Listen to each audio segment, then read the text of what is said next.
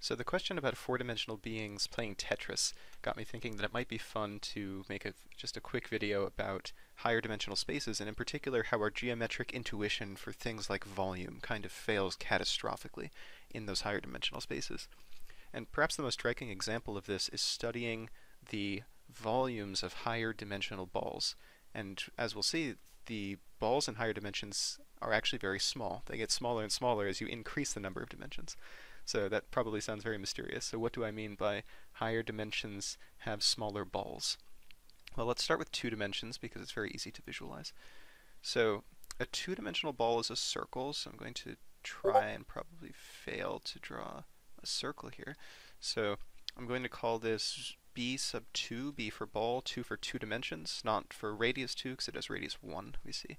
So we're going to find the volume, which is pretty easy, of a two-dimensional ball, because we know a circle, which is a two-dimensional ball, has area of pi times the radius squared. Here's the radius is 1, so the volume is pi.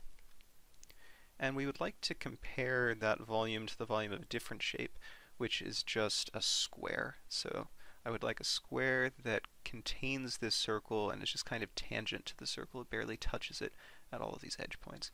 So I'm going to call this box 2, box for square. So the volume of box 2, well, that's just, notice the side length here is 2, not 1, since the side length is the diameter of the circle. So what's the area of a square with side length 2? Well, it's 2 squared, which is 4. So the ratio between these, so if I divide volume of the B2 by volume of the box 2, well, pi's about 3, so it's about 3/4 roughly. So you could ask, as I increase the number of dimensions, is that ratio between the ball and box volumes going to grow without bound, or approach some constant, or go to 0, or who knows?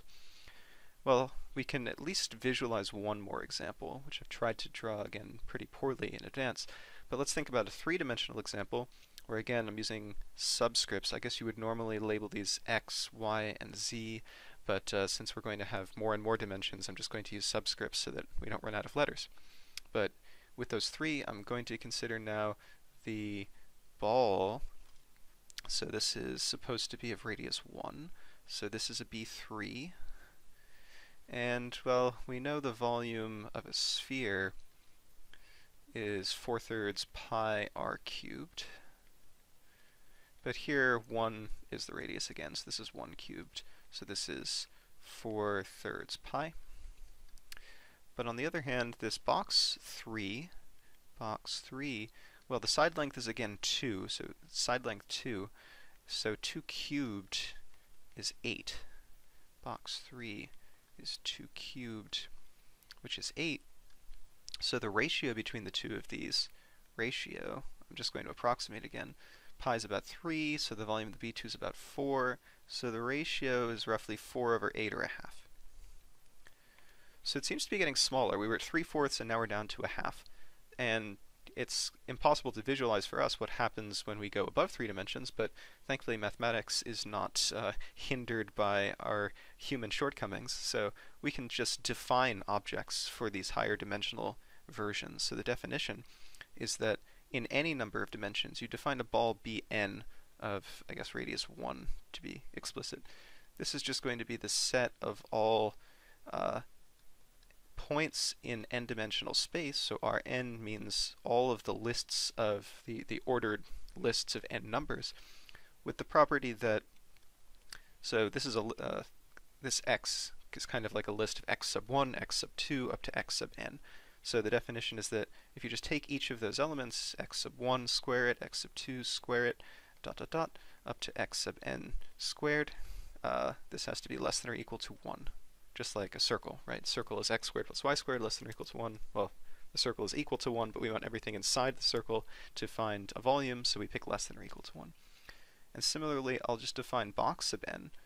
This is going to be the set of all x in Rn, such that, well, in 2 dimensions, it was just that we were between kind of -1 and 1 for x and -1 and 1 for y. So I'll just write that as minus 1 is less than or equal to xi is less than or equal to 1 for all the I equals 1 up to n. 1 up to n. Okay, so I can't prove for you now, but there's a formula which holds in all dimensions for a Bn, and I'll even do it for general radius r.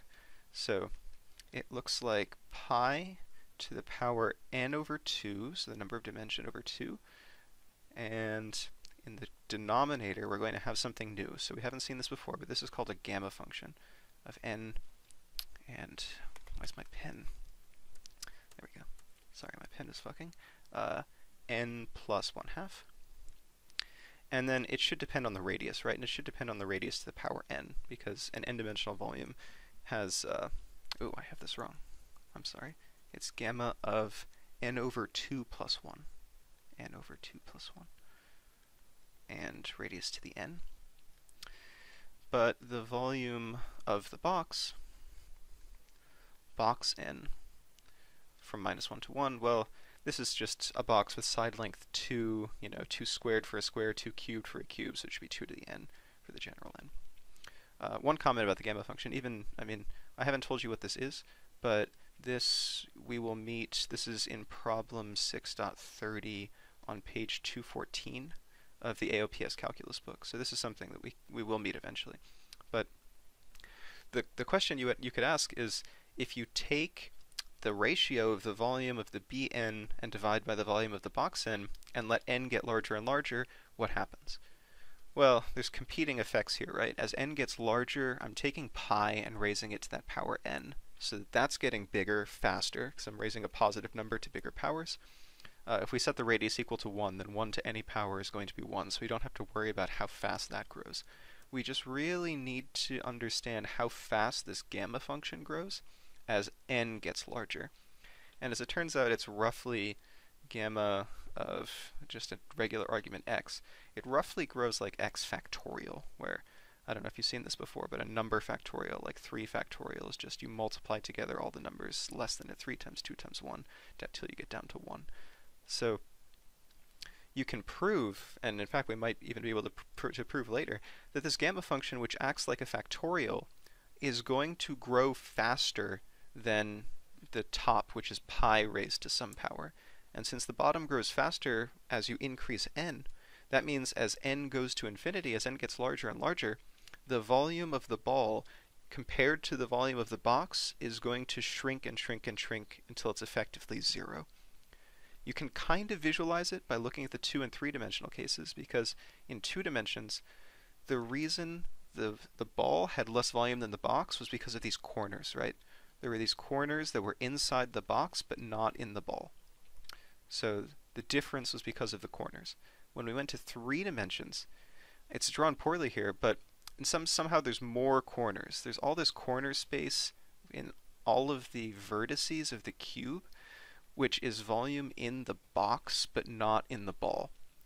And kind of roughly speaking, as you get more and more dimensions, you get more and more of these corners, and almost all of the volume of the box is inside those corners and not in the ball, which is very surprising. This is very important if you do machine learning or any sort of data science, because if you're trying to machine learn in some target variable with a large number of features, like you're trying to predict what movie someone should watch, and you just have a huge number of inputs to make your prediction, like how old they are, where they live, and 10,000 data points about their browsing history, you're trying to make a recommendation based on a feature space which is very high dimensional. All of those data points, the features you use for prediction, are different coordinates in some high dimensional space. So if you're looking in a 1,000 dimensional space for predictions of what movie someone should watch, you better understand how volumes in that 1,000-dimensional space work, because if you try to blindly apply your intuition about how the volumes of balls work in that 1,000-dimensional space, you will be led